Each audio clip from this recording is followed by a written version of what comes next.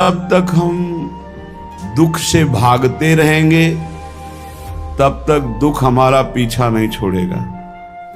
और जिस दिन पलट कर खड़े हो गए दुख से निपटने के लिए, तो दुख तुम्हें छू नहीं सकेगा। बस इतनी हिम्मत रखनी है। हम बड़े महापुरुषों की बात कह रहे हैं। जब तक तुम दुख से भागोगे तो जिधर भाग रहे हो दुखालयम अशाश्वतम, दुख ही दुख है। और जब पलट कर खड़े हो जाओगे कि देखता हूं ये दुख मुझे कितना रौंदता है, अब मैं हरि शरण में होकर हर दुख सहूंगा, तो इसका नामो निशान मिट जाएगा। दुख का नामो निशान मिट जाएगा और आनंद महासुख में डूब जाओगे। पर लौटकर दुख की तरफ खड़ा होना बहुत कठिन है। दुख से पिंड छुटाकर भागने के लिए सब भाग रहे हैं, लेकिन दुख की ही तरफ भाग रहे। दुखालयम अशाश्वतम, ये दुर्लभ बात है।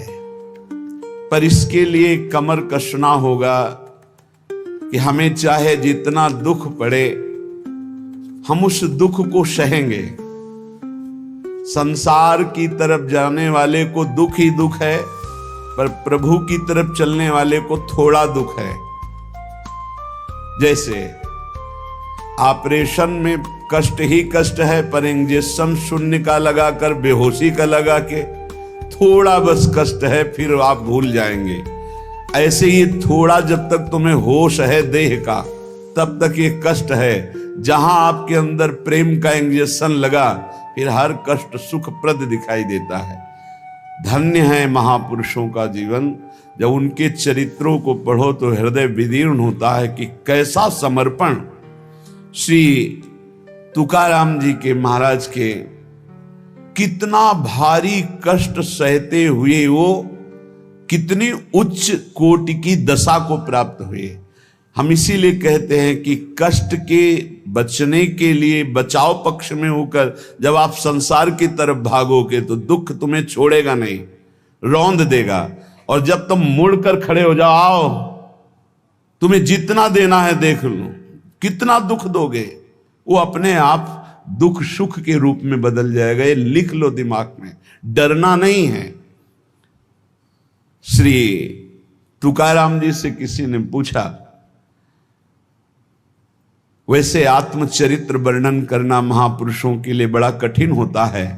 अपनी प्रशंसा या अपने चरित्र पर जब उनके जन पूछते हैं तो करुणा करके वो बताने लगते हैं।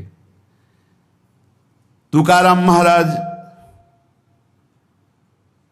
जब हरि कीर्तन में अद्भुत अवस्था को प्राप्त होते तो ये देखकर भक्त जनों के हृदय में कि महाराज आपको ऐसी अवस्था कैसे प्राप्त हुई, तो सुनो हमारे ऊपर पांडुरंगा की कृपा हुई। पहली, मेरा जन्म आप लिख रहे हैं चतुर्वर्ण में हुआ।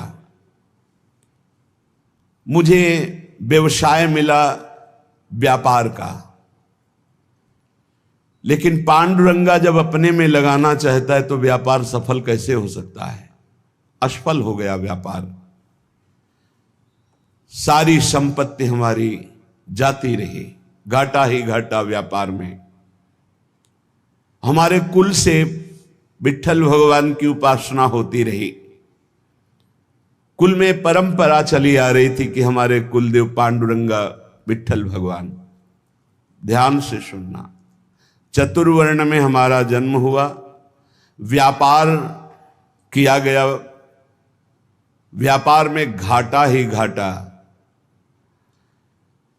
ऐसी परिस्थिति आई, माता पिता का स्वर्गवास हो गया, बहुत दुख मिला।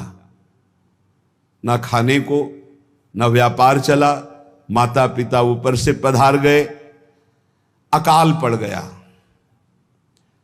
जो घर में बचा हुआ अन्न था कुछ दिनों में खत्म हो गया। बाहर से आने का कोई गुंजाइश ही नहीं रह गई, सब स्वाहा। जो हम पिता माता की बनाई हुई प्रतिष्ठा थी वो भी धूल धूसरित हो गई। यहां तक कि मेरे परिवार को अन्न के लिए तड़प तड़प कर प्राण त्यागना पड़ा। खुद आपने लिखा, हर तरह से चारों तरफ मुझे अंधेरा ही अंधेरा, कष्ट ही कष्ट। आपको स्थिति कैसे प्राप्त हुई, आप वर्णन। मुझे अपने ऊपर लज्जा आने लगी कि ना पत्नी को अन्न दे सका, ना परिवार को पाल सका। क्या जीवन मेरा, बड़ा हृदय में दाह हुआ, सब कुछ नष्ट भ्रष्ट हो गया। ये जिस पर मैं कृपा करता हूं, ये लीला। ऐसी हालत में अब कुछ नहीं बचा, तो विट्ठल भगवान का मंदिर जो टूटा हुआ पड़ा था, उसमें जो सेवा हो रही थी, उसमें लग गया जाकर के, जीर्णोद्धार। उसमें रात दिन खूब शरीर को मेहनत करके, परिश्रम करके सेवा करता, और कुछ वहां से नहीं लेता, बस सेवा ही सेवा, खाने को भी नहीं।